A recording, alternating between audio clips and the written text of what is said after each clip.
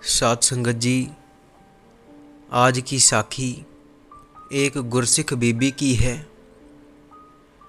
जो कि हर रोज़ सतगुरु की बाणी का पाठ किया करती और ध्यान लगाया करती,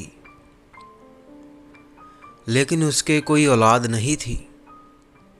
तो वह पुत्र प्राप्ति के लिए सतगुरु नानक के आगे फरियाद किया करती।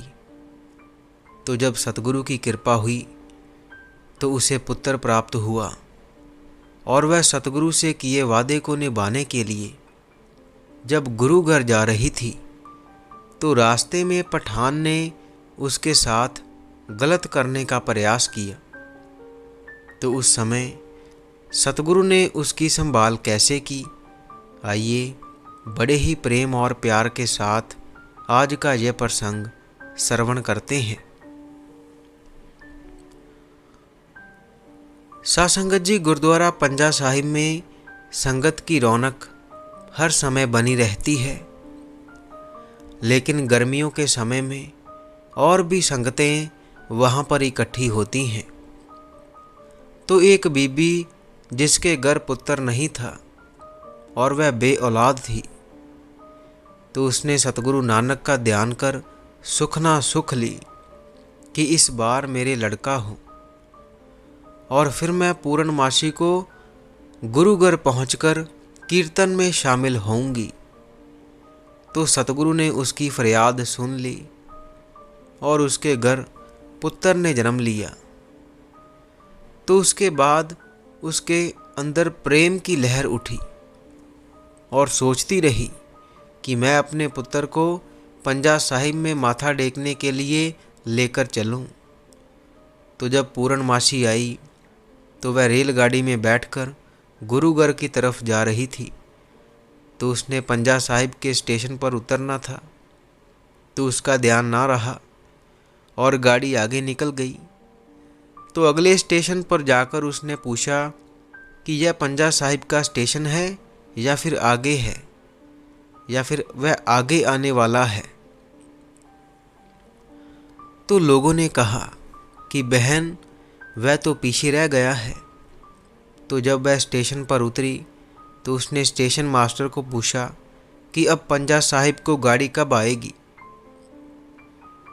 और उसने अपनी सारी बात बताई कि मुझे पूर्णमासी की रात कीर्तन में शामिल होना है। तो साध संगत जी, वह स्टेशन मास्टर एक गुरसिख भाई था। तो उसने देखा कि बीबी कीर्तन में शामिल होने के लिए बहुत उत्साहित है, सतगुरु नानक के चरणों में हाजिरी लगाने के लिए, कीर्तन में शामिल होने के लिए अरदास विनती कर रही है कि मुझ अनजान को बख्श लें।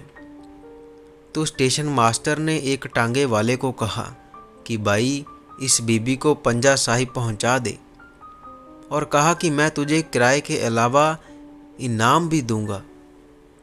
तो स्टेशन मास्टर को इस बात की खबर थी कि टांगे वाले हर रोज़ हमारी विनती करते रहते हैं और हमारा डर भी रखते हैं।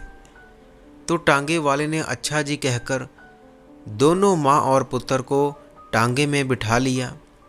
वह समय शाम का था, उसका मन बेईमान हो गया। तो उसने टांगा एक तरफ खड़ा कर कर देखा कि कोई आने जाने वाला नहीं है।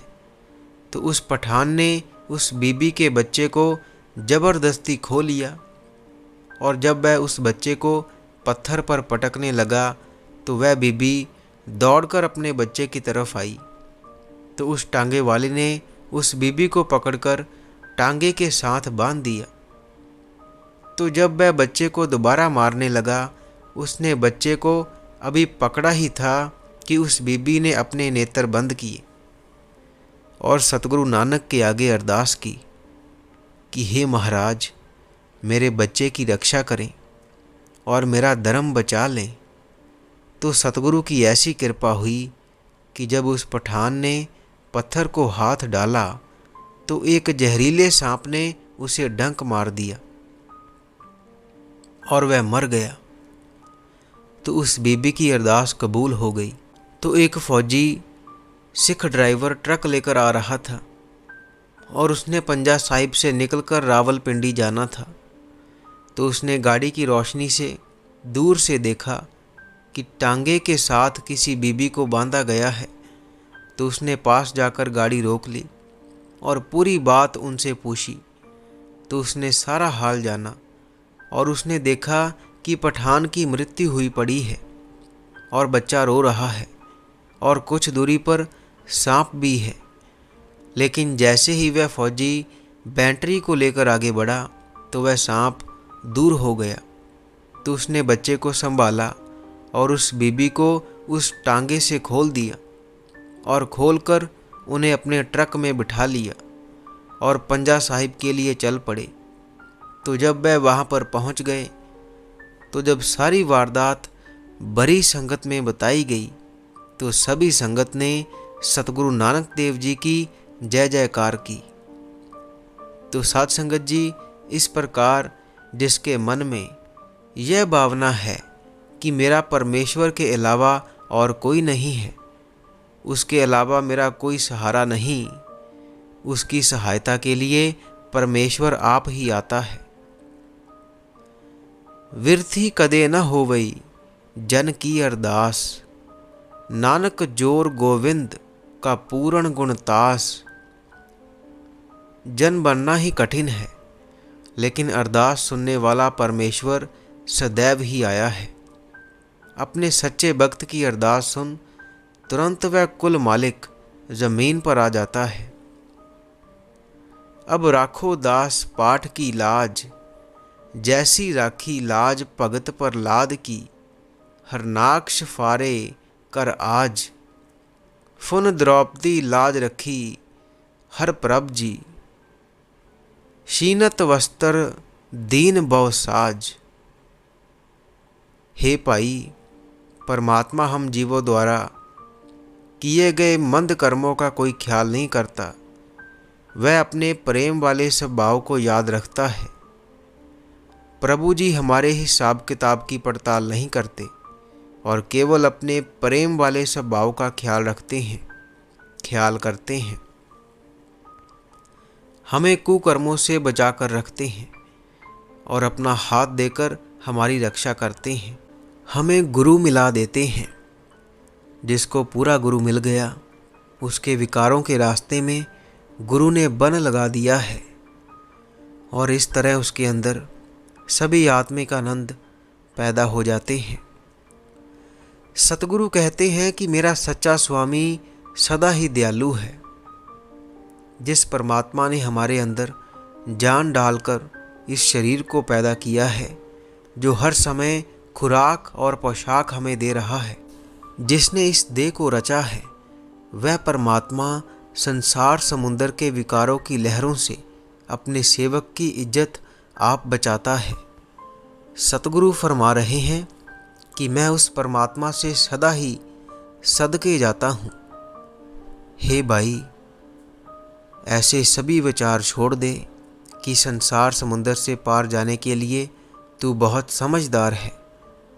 तू अपने मन को प्रभु की सेवा में लगाकर उसकी सेवा कर।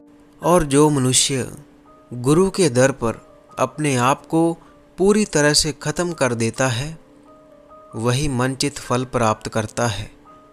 हे भाई, अपने गुरु के उपदेश पर पूरा ध्यान रखा कर। अपने गुरु के साथ मिलकर तू सदा ही सचेत रह। तेरी हर एक आस पूरी हो जाएगी, तेरी हर एक इच्छा पूरी हो जाएगी और अपने गुरु की तरफ से तू सारे खजाने हासिल कर लेगा। तो साध संगत जी, आज के प्रसंग की यही पर समाप्ति होती है जी। प्रसंग सुनाते हुई अनेक भूलों की क्षमा बख्शें जी।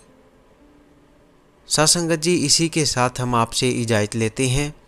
कल मिलेंगे ऐसी ही एक रूहानी साखी के साथ।